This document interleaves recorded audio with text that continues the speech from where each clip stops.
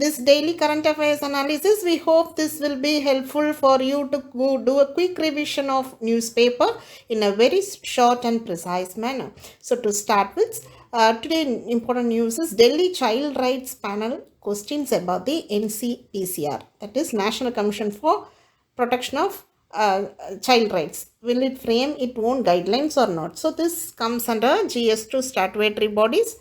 So for prelims, you need to understand and study about the complete provisions about this particular body.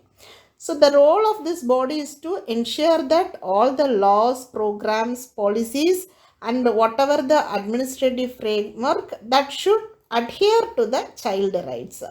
So whatever it is outlined in the Indian Constitution with respect to child rights, also the UN Convention on the Protection of the Rights of Child. So for this two important thing, it has to adhere to the principle. According to this law and commission, they define child is the person between the ages of 0 and 18. Between the ages of 0 and 18. So this act also make provision for the establishment of state level commission. There will be a state level commission for protection of child rights in addition to the national level. NCPCR, this consists of a chairman. So this consists of a chairperson and 6 other members. So the tenure of this commission is chairperson and other person will hold the period of 3 years, and they are also eligible for the another tenure. So, but they should not hold the office for more than 2 terms. Chairman will hold office till the maximum age of 65 and members will hold the office till the maximum age of 60. So the power of the commission is actually they are a quasi-judicial body because they has all the power of a civil court. So the commission can exercise, like they can summon and enforce the attendance of any person, and they can discover and produce any document, and they receive evidence on affidavit, and they can request any public record from any court or office. So that is why it has all the power of civil court. So they can issue commissions for the examining of witness or document. Also the commission is authorized to forward any case to a court, to a magistrate.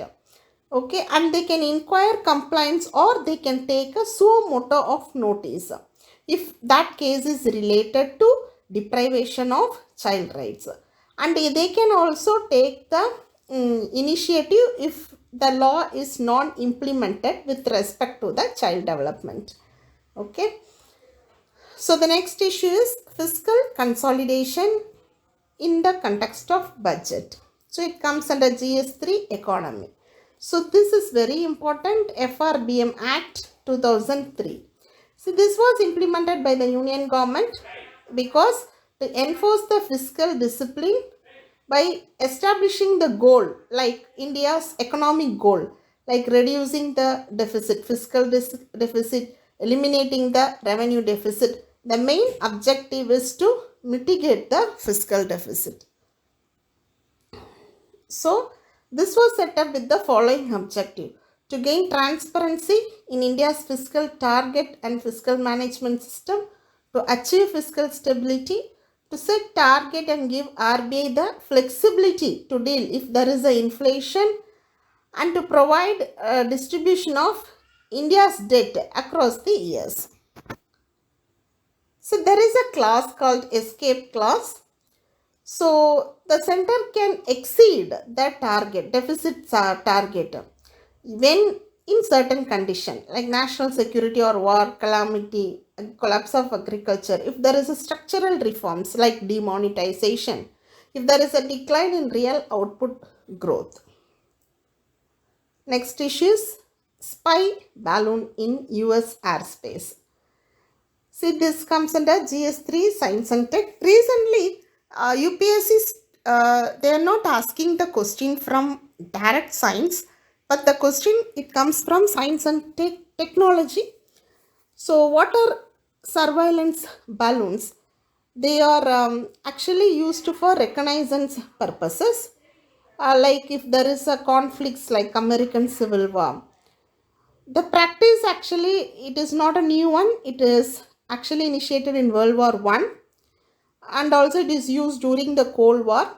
And the US launched hundreds of balloons to gather intelligence on Soviet Union and China. So because after that there was a drones and satellites have been increased, so that this kind of surveillance balloons have been reduced, but still countries are employing even now. Airspace is actually an international law, means airspace is a space above the particular national territory. So no government has the control over the territory. Okay, outer space. So this comes under outer space treaty of 1967. Okay, but this treaty did not define the altitude where actually outer space begins. This is important, and where actually the outer space ends.